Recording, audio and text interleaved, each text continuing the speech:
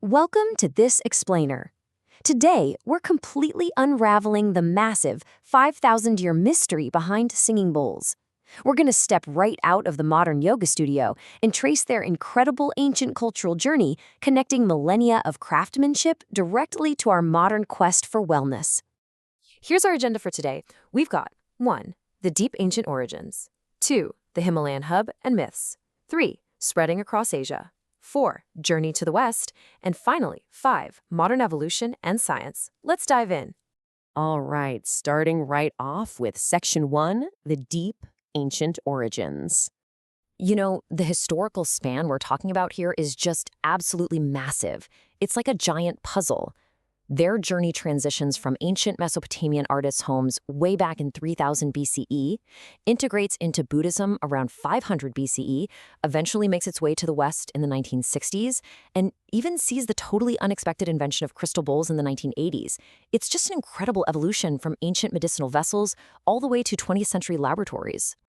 So this ancient cultural journey actually kicks off as kind of a secret cottage industry of crude copper smelting in Mesopotamia. Those really closely guarded metalworking techniques slowly migrated across the massive Silk Road trading network, arriving to be refined in the Himalayas before finally being embraced globally in the West. Moving right along to Section 2, the Himalayan hub and myths. Okay, let's clear something up, because for decades, pervasive Western myths have claimed these bowls are exclusively from Tibet and, magically forged under a full moon. But the reality? Actually, scratch that. The truth is, these were crafted mostly by Nepalese artisans. In fact, the precious metals used aren't even naturally found in Tibet. Terms like Tibetan or full moon were largely just brilliant 20th century marketing labels, entirely designed to sell these items to tourists for a higher profit. But listen, the true crafting process was incredibly profound all on its own. Traditional artisans combined practical metalworking with deep spiritual intention.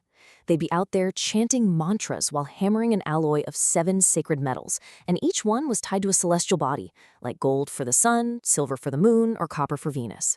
They even famously utilized pure sky metal, retrieved from fallen meteorites, to give the bowls a pure resonance. I mean, literally using meteorites. It often took 3 to 4 people working perfectly together with blacksmith's tongs and heavy hammers to create just one single bowl. Which brings us to Section 3, spreading across Asia. As this idea spread like wildfire, these bowls beautifully adapted to the diverse cultures they touched. In Japan, they became known as rin and were kept right in everyday homes on special wooden butsudan stands. Over in Afghanistan, pre-Islamic Buddhist and Hindu metalworkers integrated their own really distinct regional styles. And in Vietnam, they evolved into these polished golden metal bowls, famous for an incredibly high piercing resonance. From resting on a quiet cushion in a Japanese household to ringing out across Vietnam, they became an absolutely crucial piece of daily spiritual life. And now, let's look at Section 4, Journey to the West. Fast forward a bit, and in just a little over a decade, singing bowls just exploded into the Western cultural consciousness. Zen master Suzuki Roshi brought them to the USA in the 1960s. By 1971, Chogyam Trungpa incorporated them into the Shambhala centers. Then, the highly influential Tibetan Bells music album dropped in 1972. And by 1974, San Francisco saw the opening of the Tibet Shop, which was the very first retail store to sell them in America. It all happened so fast. So you might be wondering, how did so many of these sacred items suddenly reach Western retail? Well, the mid-20th century Chinese invasion of Tibet led to displaced indigenous lamas and monks fleeing the region. To survive this terrible crisis, many were forced to sell their most valued possessions, including their singing bowls. So a geopolitical tragedy inadvertently became the catalyst for their global spread, just out of sheer necessity. All right, our final stop, Section 5, Modern Evolution and Science. Okay, get this. Believe it or not, the ethereal crystal bowls used in trendy sound baths today, they were born completely by accident in Silicon Valley. Back in the 1980s, the semiconductor industry used pure quartz crucibles to grow silicon chips for computers. Workers literally struck the discarded silica sand crucibles, which by the way had been heated to 4,000 degrees, and discovered they produced these remarkably pure enchanting sounds. A real game changer from a total happy accident. And because of this wild history, listeners today have a real symphony of choice. On one side, you have metal majesty, that earthy, rustic, grounded resonance with complex overtones forged by a blacksmith's hammer. On the other side, you have crystal clear, the ethereal, pure chimes with incredibly long sustains, focused through 99.9% pure quartz. Both offer completely distinct, beautiful acoustic properties for meditation. But let's be real for a second. All of this raises a major question.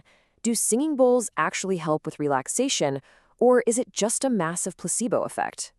We've explored the 5,000-year history, sure, but modern science has finally stepped in to investigate whether this ancient technology actually delivers real physiological results.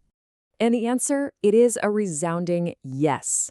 Observational studies confirm that their low-frequency, high-intensity sound actually entrains our brainwaves into theta frequencies. Those are the exact brainwaves directly associated with deep relaxation and meditative states. For anyone dealing with modern burnout or tension, the bowls act as a highly effective, non-invasive therapy to literally synchronize your brain to a state of calm. How cool is that? Ultimately, as the saying goes, singing bowls are more than instruments. They're portals to inner peace and self-discovery. This incredible 5,000-year ancient cultural journey absolutely proves that humanity's quest for balance through sound is completely universal. From ancient Mesopotamia to modern scientific validation, the singing bowl has endured.